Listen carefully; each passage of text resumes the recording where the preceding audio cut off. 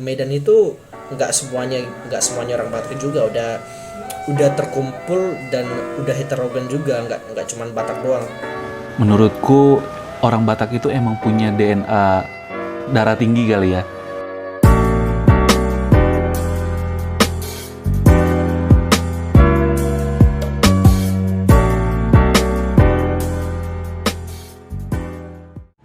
Halo, nama aku Naomi, usia aku 21 tahun, asal aku dari Kabin Jahe, Kabupaten Karo, Provinsi Sumatera Utara. Suku aku suku Batak Toba.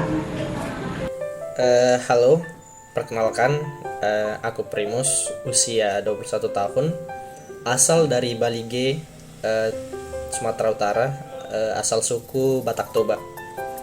Horas, kepetadauma diriku ya au guarna Rifai, Sian Tarutung Tapanuli Utara, .au Batak Toba.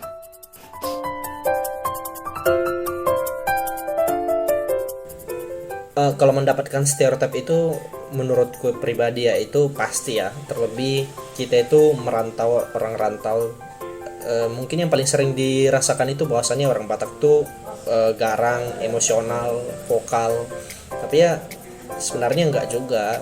Mungkin apa yang dilihat orang ya, mungkin orang ngelihat orang Batak tuh kayak gitu udah sering.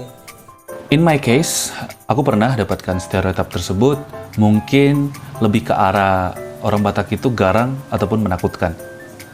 Pernah. Kalau aku sih stereotipnya itu paling sering intonasi suara sama pinter nyanyi. Kalau aku nanggapin stereotip yang kayak gitu sih biasa aja, cuman kadang kalau yang nyanyi tuh gimana gitu, karena kayak di tengah-tengah acara atau misalnya lagi rame-rame tiba-tiba dipanggil ke depan disuruh nyanyi, kan kayak gimana gitu. Tanggapan dari orang Jawa ketika kakinya diinjak adalah maaf mas, tolong kakinya gitu ya. Dimana orang kedua ini dari suku Sunda. Nah, tanggapannya, punten, kakinya tolong ya gitu ya. Nah, terus si orang ini malah nginjak kaki orang ketiga, yang dimana orang ketiga ini orang Batak. Dan responnya, weh, mata dipakai kalau lagi jalan. Kalau sesama orang Batak tuh ngomong memang kesannya kayak gitu, kayak marah-marah, kayak saling ngegas, tapi ya sebenarnya itu biasa aja, nggak jadi yang sebuah patokan ya. Mungkin cara orang memandang kita aja yang kayak gitu. Dan Sebenarnya enggak sih, kalau misalnya kalian udah berteman sama orang Batak, kalian bakal setuju sama aku kalau stereotip yang ini tuh nggak benar gitu.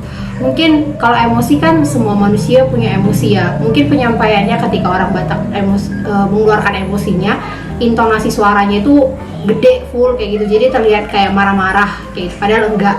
Sebenarnya hati orang Batak itu lembut kok.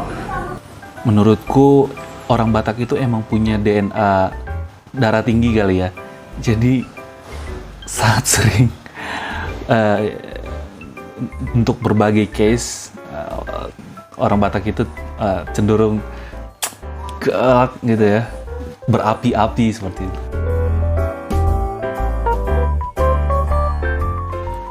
Menurutku not at all, karena aku sendiri kuliah di jurusan komunikasi. Namun untuk case profesi pengacara itu sendiri, DNA darah tinggi itu tadi, itu kayaknya membantu kesuksesan pengacara-pengacara Batak, yang dimana misal di persidangan DNA tersebut membantu mereka untuk terlihat lebih garang dan menakutkan bagi lawan-lawan di persidangan seperti itu ya. kalau orang Batak pengacara itu bisa dibilang iya sih, tapi kebanyakan ya kayak orang tuh nganggapnya karena dilihat bahwasannya orang Batak tuh kesannya tuh orangnya vokal dalam artian bahwasanya nggak nanggung-nanggung gitu dalam mengemukakan pendapat, kayak ceplas-ceplos aja, tapi ya sesuai dengan apa yang ada gitu, kayak orangnya jujur, kayak terbuka gitu. Enggak juga sih, karena banyak orang Batak yang nggak mau jadi pengacara, kayak pengen cita-cita yang lain, nggak mau jadi pengacara gitu. Cuman karena kita sering ngeliat pengacara-pengacara di televisi yang ternama kayak Hotman Paris, terus Ruhut Sitompul kayak gitu, jadi kayak orang Batak pengacara nih pasti karena mereka pintar ngomong gitu, padahal enggak.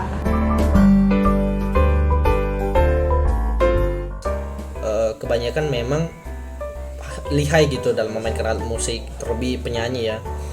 Tapi kalau aku pribadi sih mungkin bakat itu nggak disalurkan, itu nggak diturunkan ke aku, atau aku memang nggak bisa aja gitu.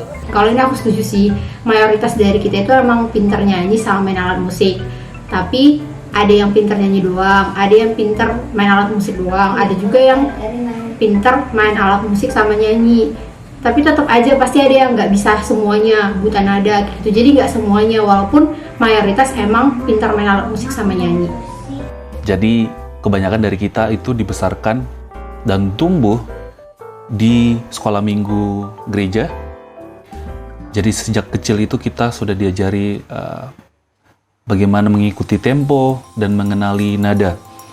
Jadi ya mungkin sejak kecil kali ya udah terbiasa nyanyi, dan hingga besar tumbuh dewasa melahirkan banyak-banyak penyanyi-penyanyi yang profesional. Terlebih kasusnya di Indonesia, mulai dari Judika, Lyodra, Joy Tobing, dan lain-lain.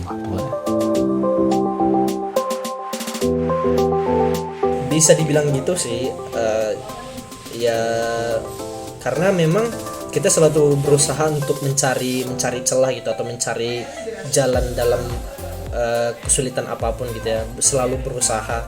Jadi kalau misalnya anggapan bahwasannya Batak itu banyak taktik, aku nggak bisa menyalahkan itu juga. Ya mungkin cara orang memandang ya. Yes, orang Batak terkenal dengan banyak taktiknya karena kita diajarkan sedari kecil itu bukan hanya sekedar pintar, namun melainkan cerdas juga. Menurut aku iya sih, tapi lebih ke cerdik, karena orang Batak tuh pintar banget menyelesaikan masalah, sama pintar banget kalau ngeles. Jadi kayak taktiknya tuh banyak buat ngeles kalau menurut aku.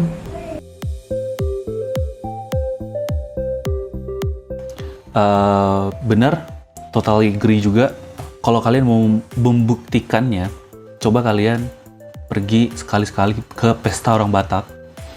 Kalian akan melihat di sana perkumpulan satu marga yang dimana semuanya bisa jadi membentuk circle-circle baru yang kedepannya itu bisa jadi channel untuk membantu cari pekerjaan atau bahkan jadi pasangan hidup dari anak-anak mereka gitu ya. Berarti kalau kayak gitu aku saudaraan dong sama Anthony Ginting. Nggak gitu juga konsepnya, karena yang saudaraan itu biasanya yang satu marga. Kayak misalnya aku nih, si Dauruk. Jadi kalau misalnya aku ketemu sama si Dauruk yang lain, itu kita saudara karena kita satu leluhur kayak gitu. Tapi kalau misalnya aku si Dauruk ketemu sama marga lain kayak misalnya Ginting atau Sinaga, itu kita belum tentu saudara gitu. Mungkin kenapa stereotip ini muncul karena kalau orang Batak ketemu sama orang Batak, terlepas dari Batak apapun dia, marga apapun dia, dari manapun asalnya, pasti langsung klop gitu. Kayak langsung ngobrol tuh langsung klop, satu sama lain langsung nyambung, langsung akrab, padahal baru ketemu. Mungkin karena itu jadi stereotip yang kayak gini tuh muncul.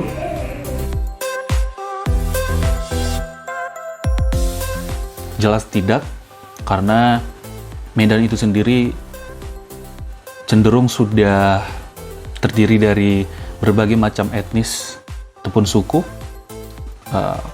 Malah menurutku untuk di Medan itu sendiri cenderung lebih banyak Melayu ya. Melayu, terus dari Tionghoa, baru mungkin Batak sendiri. Medan itu Batak, aku bilang enggak ya, karena bahwasannya Medan itu nggak semuanya orang Batak juga udah terkumpul dan udah heterogen juga, nggak cuman Batak doang. Enggak sih, ini salah satu stereotip yang menurut aku salah, karena di Medan itu nggak semuanya orang Batak. Bahkan di Medan banyak loh suku Melayu kayak gitu, nggak Batak aja. Terus logat bahasa Batak berbeda setiap daerah. Kalau ini emang iya, karena Batak sendiri itu kan ada 5 ya, dan 5-nya tuh cara bicaranya emang beda, bahasanya aja beda gitu. Kayak misalnya nih, aku kan Batak Toba, tapi aku besarnya di daerah Batak Karo, jadi aku bisa tahu perbedaan logat mereka tuh ngomong tuh gimana. Kalau Batak Toba tuh biasanya ngomong tuh kayak agak keras, kayak kok dari mana, kok lagi ngapain kok ke situ kayak gitu. Tapi kalau misalnya Batak Karo tuh yang lebih lembut gitu loh logatnya, kayak kamu dari mana, ngapain kamu di situ, kayak gitu sih.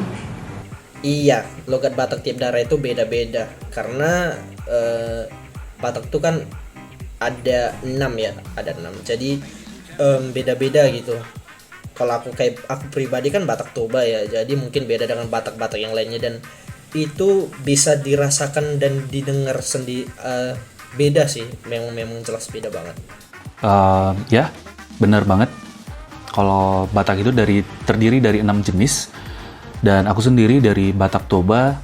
Jadi keenam jenis Batak ini itu sangat berbeda bahasanya. Semisal nih ya, untuk bahasa Batak Tobanya sayang itu sendiri adalah hasian.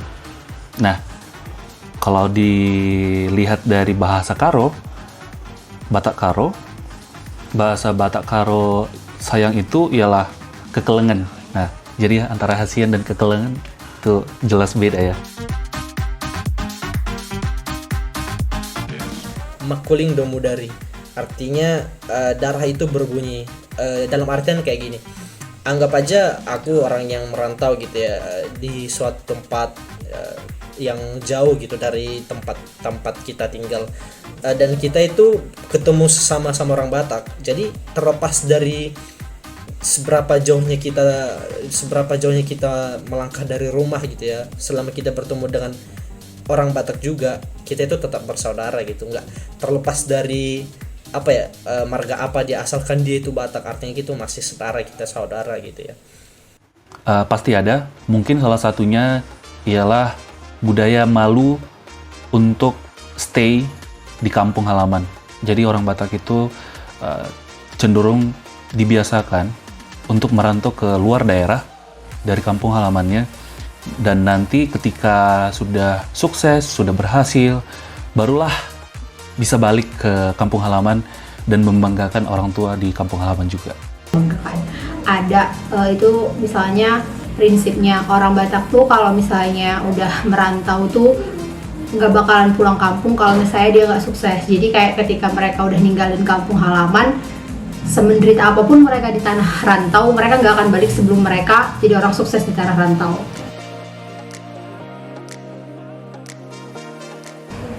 Sebenarnya kan kalau stereotip itu bisa benar bisa enggak ya. Jadi untuk mengetahui stereotip itu benar atau enggak kan kita harus berteman sama orang yang ada dalam stereotip itu, kayak stereotip orang Batak tadi. Terkait dengan DNA darah tinggi yang aku bilang tadi, menurutku gak usah takut kalau teman-teman atau kami dari suku Batak itu terlihat garang ataupun menakutkan. Karena kita juga sadar kok kalau kita ini ya, tinggal di masyarakat majemuk yang kita ini butuh beradaptasi. Apa yang dilihat gitu ya, orang Batak tuh seperti yang aku jelasin tadi, kayak orangnya kebanyakan emosian, galak gitu ya. Tapi sebenarnya enggak, mungkin cara kita aja yang menyampaikannya kayak gitu. Kalau mungkin kalian ada teman-teman yang Batak juga, enggak semuanya kayak gitu kan. Jadi itu kayak cuman apa ya, segelintir dari orang lihat ketika bertemu dengan orang Batak gitu. Tapi sebenarnya enggak, bahwasannya kita tuh baik juga kok. Jadi ya keep calm aja. Oke.